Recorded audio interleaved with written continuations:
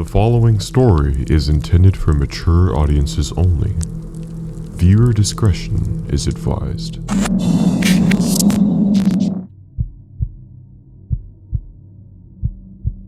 I worked at a college in Wyoming.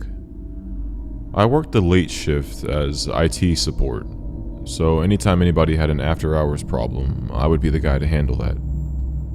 It was a pretty easy job. We never really got any support tickets submitted after hours, and if there was, it was usually something that could be handled pretty quickly with a Google search. Sometimes if some of the computers in the classrooms needed to be updated, we would be in charge of going to the classroom and taking care of that during the after hours. It was kind of creepy being the only one in the whole college at night, but I kind of got used to it, and it was kind of nice actually. So we had an after-hours ticket submitted for one of the computers in the classroom that the teachers use to get updated. It couldn't be done during the day because it took so long. All I would have to do was go in there and prompt the download, and it would update itself. So I made my way towards the classroom. I don't mind the dark, so walking through the dark hallways wasn't really a problem. I turned the corner to get to the classroom, and it's just kind of ominous being in the hallway by yourself with nobody in there. But honestly, I guess I got used to it. So I opened the door, and the classroom's pretty dark. It was on the second story, and I walk inside. I don't really make a habit of turning the lights on in the classrooms. There's usually just enough light to do what I need to do and get out if it's something really quick. As I make my way through the dimly lit room towards the computer, I hear a noise to the left. I get about halfway across the room, and then I just suddenly freeze. The hair on the back of my neck is standing straight up, and I feel 100% that I'm being watched. You know that weird feeling you get all around you when you feel like somebody's staring at you? As my eyes start to adjust, I see them. The entire classroom is encircled with hospital beds sticking out from the walls. And in every bed, it looks like there's a person sitting up looking straight at me. I immediately run towards the door. I ran straight to my car and drove off. If you were there in my shoes, you'd understand why I'd leave. The next day, I come back and I tell my supervisor what happened. He doesn't believe that somebody was in there, so we walk to the classroom, and to my surprise, it's actually plastic dummies, and I was in a nursing classroom. So that would explain all the people that I saw laying down in the hospital beds in the upright position. But one thing I'll never understand is what made that noise.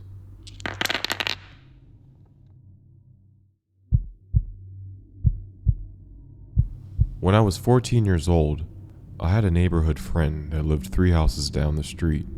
His name was Bradley, and we would hang out a lot when I moved into the neighborhood. We would just do a bunch of things that neighborhood kids would do.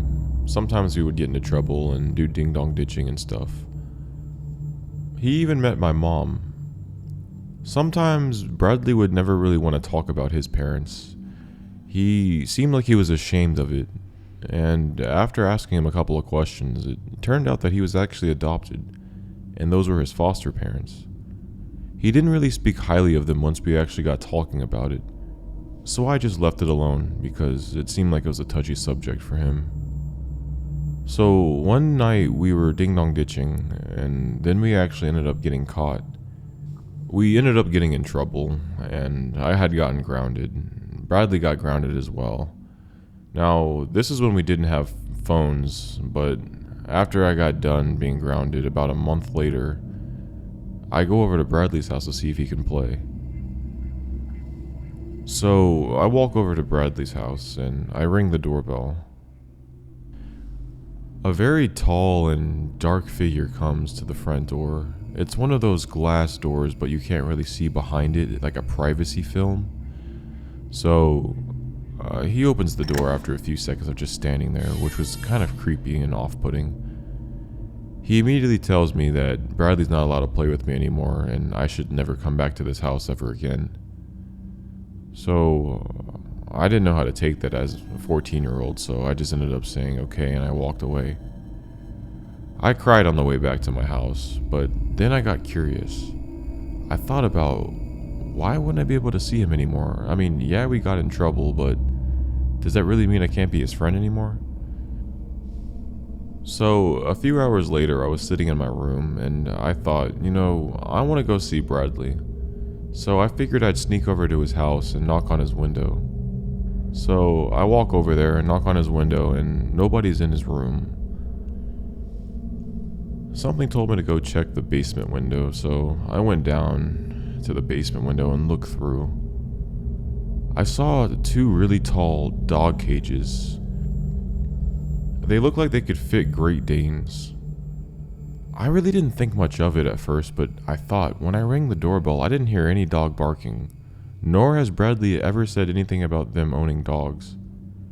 Curious to see where Bradley was, I stumbled to the other side, and I looked through that basement window. I saw a chair with rope laying underneath it. It looked really weird, and I didn't really know what to say. I decided to just conclude this investigation and go back to my house. I didn't want to keep looking. A couple months passed and I didn't really see anything different. It was kind of weird to not see my friend anymore, but I noticed he wasn't on the school bus anymore when school started. One day when I was in school, I got called up to the principal's office. I was kind of a troublemaker, so I assumed that I got caught for something or I got in trouble or something like that. So my mom was actually in the principal's office and she was there to take me home. On the car ride home, she was silent. She didn't say anything to me. While we pulled into the driveway, I noticed that there were a lot of cop cars and black SUVs up and down our street. A lot with their lights on. And I thought this was weird because I've never seen something like this. Only in movies. So I talked to a police officer that knocks on our front door. There was a missing person report for both Bradley and his sister. Now, I got scared, my heart dropped. The police were outside talking to Bradley's parents. We walked outside with the police officer while we were talking, and we look over towards Bradley's house, and we see the police talking to Bradley's parents. I was very disturbed when I saw Bradley's parents staring at me while they were talking to the police officer. They both were looking at the same time. It's almost like they were robots. A few months later, I find out the most shocking and disturbing news possible. We found out that when the kids were acting up and they wouldn't calm down, Bradley's mom and dad would tie them to a chair in the basement. The same chair that I saw when I was looking through that window. They would also use the dog cages to put them in when they acted up, and they would shut the door and turn the lights off in the basement. I saw Bradley's mom and dad get taken away in a cop car. The story was, Bradley's body was found buried in the basement beneath newly poured concrete. His sister survived to tell the story, and his grandparents were the ones who reported them missing. His grandparents were the ones who actually ended up filing the report for them missing. I will never forget how disturbing that discovery was. I'm much older now, but I still carry that with me to this day.